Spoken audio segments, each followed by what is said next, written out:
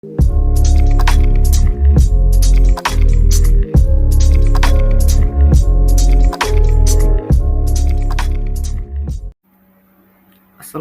warahmatullahi wabarakatuh. Perkenalkan, nama saya Muhammad Faiz Fatwa Syarifuddin dari Prodi Sistem Informasi Universitas Hasanuddin. Di video kali ini, saya akan menjelaskan tentang sistem informasi manajemen beserta tipe-tipenya. Definisi sistem informasi manajemen. Sistem informasi manajemen atau disingkat SIM adalah sekelompok atau sekumpulan proses di mana data dapat diolah, dianalisis, dan ditampilkan supaya data tersebut menjadi berguna untuk kebutuhan pengambilan suatu keputusan. Sistem ini merupakan alat yang sangat berguna untuk menunjang dan mengendalikan operasi perusahaan. Tujuan utama dari sistem ini adalah untuk mengumpulkan data dan mengatur semua data dari berbagai tingkat perusahaan, meringkas dan kemudian memfasilitasi dan meningkatkan kualitas dari pengambilan keputusan untuk meningkatkan produktivitas dan profitabilitas suatu perusahaan. Sistem ini berbasis komputer dan dapat berupa lembar Excel atau platform yang lebih kompleks. Selain itu, data dapat diakses dan diolah secara internal maupun eksternal, sehingga sistem informasi yang digunakan lebih efisien dan produktif. Fungsi dari sistem informasi manajemen adalah membantu dalam proses pengambilan keputusan, membantu dalam menemukan suatu masalah, membantu dalam membandingkan kinerja bisnis, dan membantu dalam hal koordinasi antar departemen. Tipe-tipe sistem informasi manajemen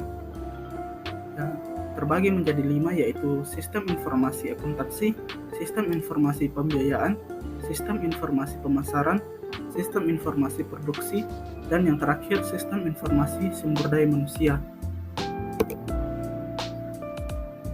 Yang pertama yaitu sistem informasi akuntansi.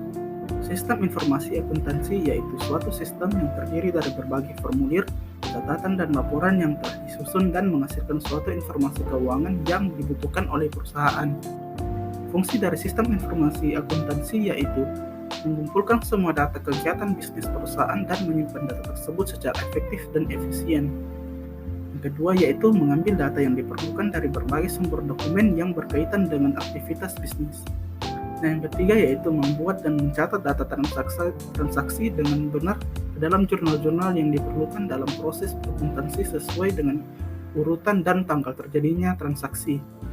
Yang ketiga yaitu mengubah sekumpulan data menjadi informasi keuangan yang dibutuhkan perusahaan.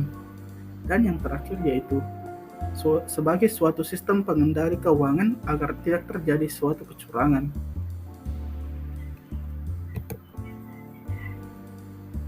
Sistem informasi pembiayaan.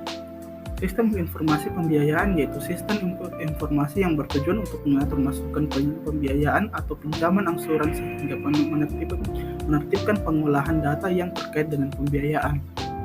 Fungsi dari sistem ini yaitu membuat informasi dari pembiayaan yang telah dilakukan.